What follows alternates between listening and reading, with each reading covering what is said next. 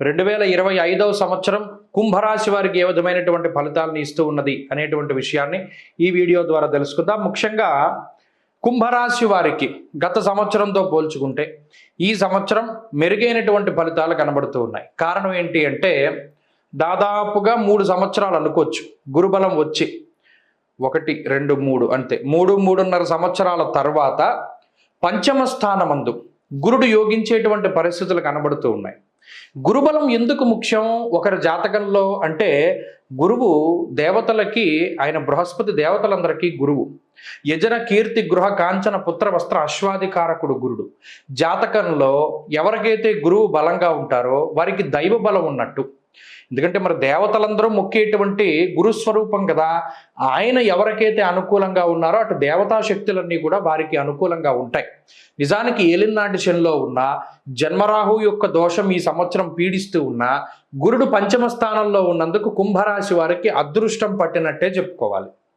అర్ధలాభం తదైశ్వర్యం స్వకర్మ రతిహర్షితం సదా స్వజన సౌఖ్యంచ అన్నారు. అంటే ఇక్కడ గురువు పంచమంలో ఉండటం వల్ల ఏమవుతుందంటే మిమ్మల్ని నమ్ముకుని ఉన్నటువంటి వారందరూ కూడా బాగుంటారు, ఆనందంగా ఉంటారు. మిమ్మల్ని నమ్ముకున్న వాళ్ళు ఎవరో పాడైపోరు. ఇది ఒక మంచి విషయంగా చెప్పచ్చు. ఇంకా పుత్రాన్ బుద్ధిం పూర్వపుణ్యం చ పుంసాం మంత్రాం నీతిం మానసం మంత్ర విద్యాం అంటూ ఉన్నది శాస్త్రం. అంటే ఆ పంచమ భావం అనేటువంటిది చాలా ముఖ్యం. అటు మేధస్సు, ప్రజ్ఞ, తెలివితేటలు, పూర్వపుణ్యము, కొన్ని సందర్భాల్లో పూర్వపుణ్యము, అలాగేనేమో ఉపాసనకి సంబంధించినటువంటి స్థానం. అక్కడ గురువు ఉండడం కూడా ఒక మంచి విషయంగా చెప్పచ్చు. అర్ధలాభం తదైశ్వర్యం అన్నారు. అంటే అర్థం అంటే మనకి డబ్బు, ఈ ధనాగమనం అనేటువంటిది జరుగుతుంది. మరి ఏలినాటి శనిలో ఉన్నప్పుడు తేజోహానిర్మతిర్భ్రంశో మనఃపీడా భయంతద. మనసు ఎప్పుడైతే పీడింపబడిందో, మనసు ఎప్పుడు పీడింపబడుతుంది? ఒక విషయం తప్పు, దీని వైపుకి వెళ్ళకూడదు అని తెలిసినప్పటికీ కూడా దాని వైపు తీసుకుపోతాడు. నిజంగా మనం చేసేది తప్పు అని తెలిసినప్పటికీ దాన్ని మనం ఆపుకోలేకపోతాం. వ్యసనే జన్మగే శనవు. అది వ్యసనమైన, స్త్రీలోలత్వమైన, లేకపోతేనేమో లేదా పర విషయాలపై, మనకి సంబంధం లేనటువంటి విషయాలపై.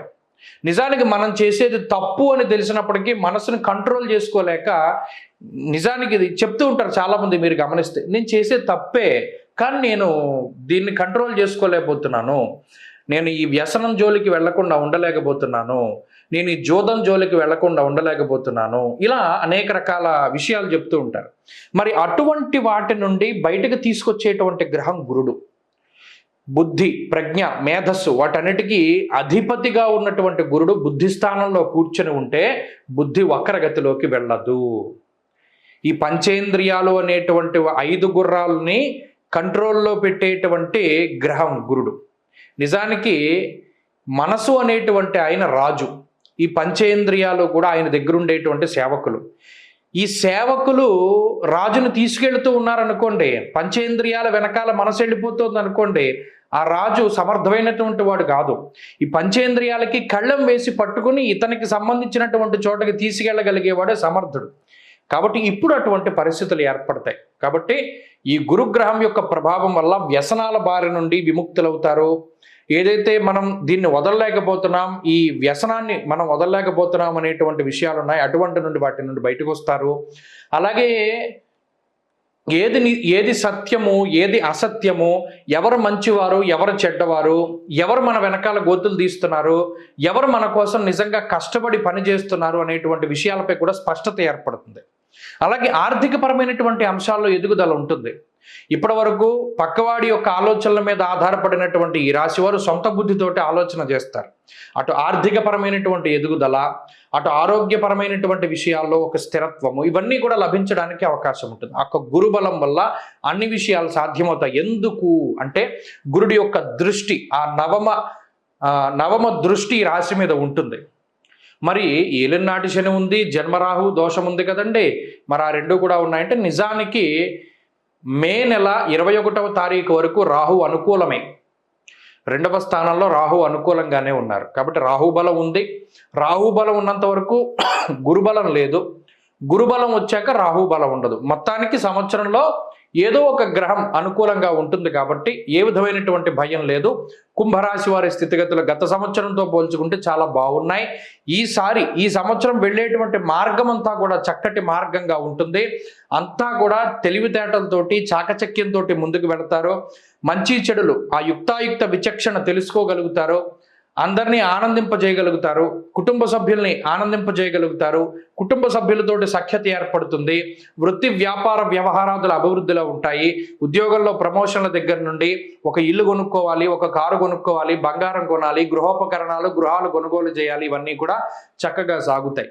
వివాహాది శుభ కార్యక్రమాలు, సంతానం ఇవన్నీ కూడా పొందగలుగుతారు. అన్నిటి పరంగా కూడా బాగున్నది. ఇంకా జాతకంలో దశలో అంతర్దశలో బాగుంటే మరింత శుభ ఫలితాలు వస్తాయి.